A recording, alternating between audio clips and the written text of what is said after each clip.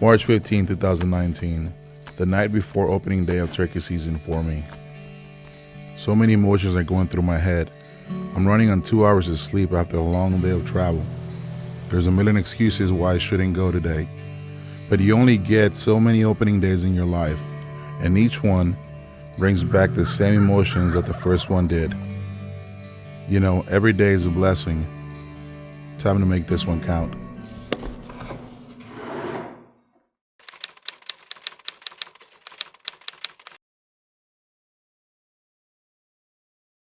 My name is Omar Avila. I am 33 years old. I was an Army infantry soldier, and I am from Brownsville, Texas. How did you get the nickname Crispy?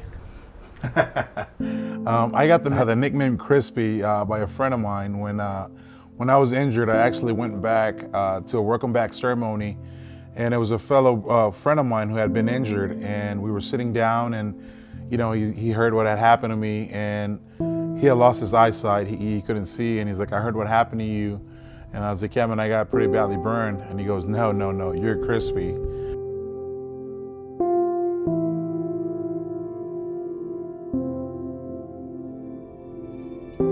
So after high school, just like thousands of other guys, I was a sophomore in high school, and 9/11 happened, and it had such a big impact in my life that right then and there I decided I wanted to join, and I wanted to do something. I wanted to go fight.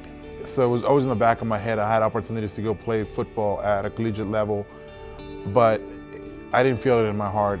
I felt like I needed to serve, and I felt like that was my calling. So right after high school, I joined the Army, and I became an infantryman.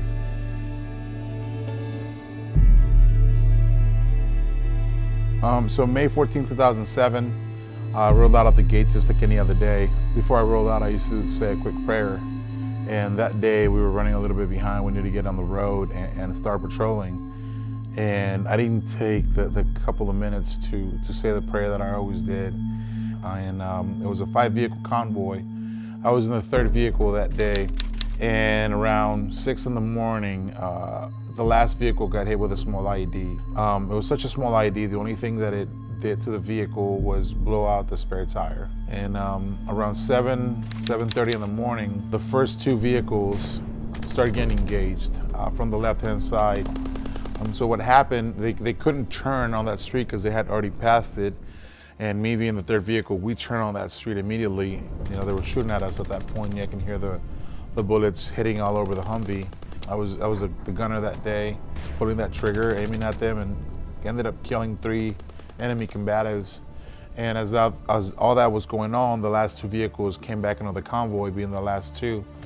And as soon as that happened, we started getting engaged again from the left-hand side. So, we started making our way towards pretty much the oncoming bullets.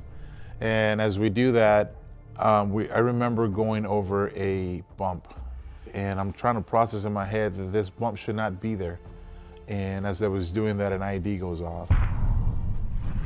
A vehicle went up about 5 feet in the air. This is a 1-ton vehicle. Vehicle comes back down, hits the ground, and my legs give out. And I remember falling down from the gunner's hatch into the back seat of the passenger, and that's where Specialist Harkey was sitting. The IED was so strong that it killed him on the spot. And I remember looking to my left-hand side, and I saw the doors open. Specialist Catterton, which is the driver, jumped out on flames. And so did Sergeant Fleming, who was right behind me on the left-hand side. And it was so fast, yet so slow as they were running across on fire. Fortunately enough, somebody put them down and put them out with a fire extinguisher. So what had happened was the IED hit the gas tank. There was diesel everywhere, and everything caught on fire.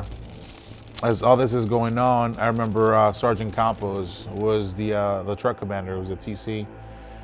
And he reached over and grabbed my leg, and he's like, get out, you need to get out. I looked at him and I said, no, man, I'm done. And at that point, I was trying to make peace with God, because at this point, we had lost about 14 guys. Right then and there, that something came over my body. There was this just energy that came over my body, and till today, I credit God 100%, because there was a voice in my ear that said, not today, this is not where you die, get up.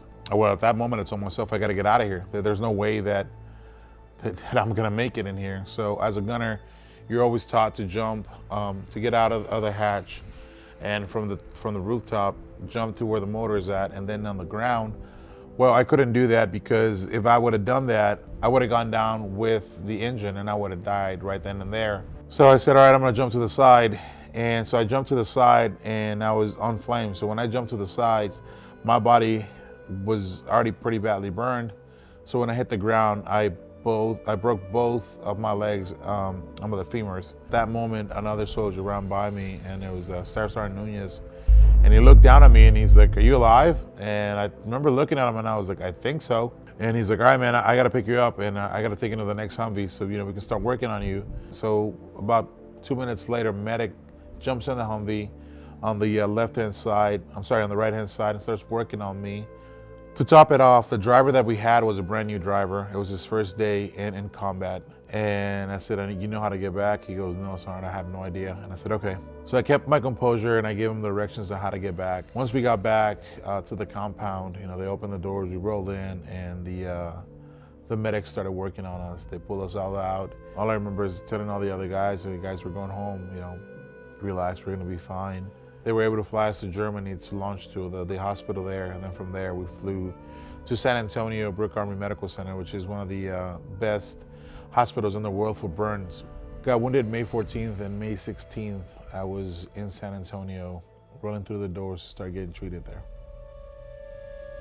So as a result of it, I sustained 75% burns to the body, 3rd and 4th degree, and I lost my right leg below the knee.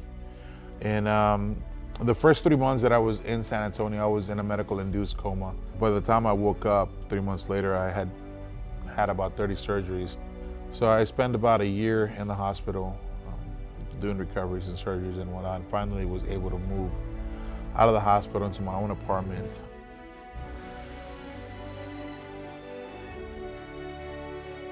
Yeah, so one of the biggest therapeutic things for me was messing around with my bow. Growing up, I was never a bow hunter. It was, I always put it to the side. I wasn't really interested in it.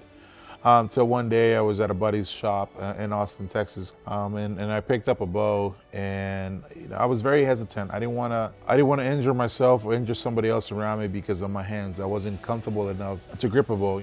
Finally went hunting, and I found it to be one of the most therapeutic things that could have ever helped me, because hunting and then bow hunting is it's one of those things that takes so much practice into it. You got to be out at the range every single day. You got to make sure you make a great ethical shot. So you got to practice all the time to make sure you do everything right. And that in a way kept my mind busy, keeps my mind busy. Everything shuts off in the world at that point. I found that to be amazing because sometimes you deal with going to the VA or getting a new prosthetic or, just scheduling another surgery. There's things that you don't want to do, but you got to get done, and you're able to shut that off. And I'm able to do it with every time I go bow hunting or shoot my bow. Whether it be practicing with my bow or turkey hunting, I love it all. It's what helps me every day.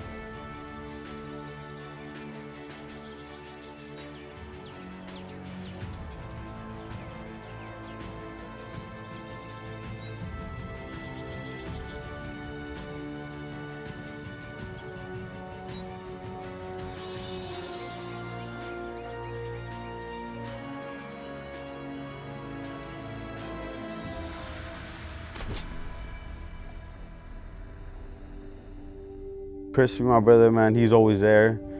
He's always motivated. He's always got a high spirit. Small town that we come from, a lot of people look up to him. Like, what he went through.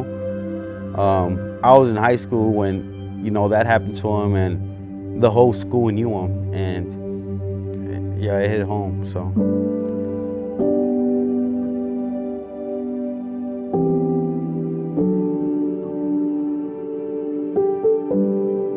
I guess I've learned to appreciate every single day, because looking back at the day when I was injured, I thought that was my last day. And now every day that I get to wake up and do what I do, it's just a blessing. And it's so special because we're not promised tomorrow. And as cliche as it may sound, we aren't promised tomorrow. And I want to make sure that I just push myself every single day and continue to do what I do and appreciate, all the beautiful things that God gives us every single day.